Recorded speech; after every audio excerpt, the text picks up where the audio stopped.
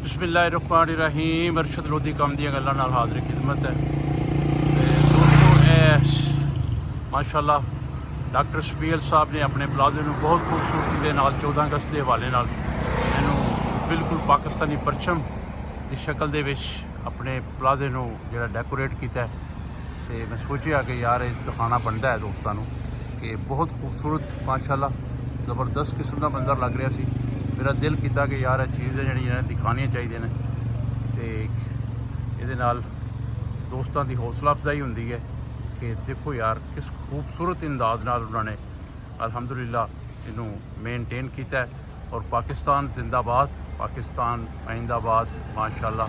पाकिस्तानी परचम एक बहुत ही खूबसूरत अंदाज में ऊपर सारे बिल्डिंग पे ऊपर छोटे छोटे पाकिस्तानी परचम और एक बड़ा पाकिस्तानी परचम लगाया हुआ है।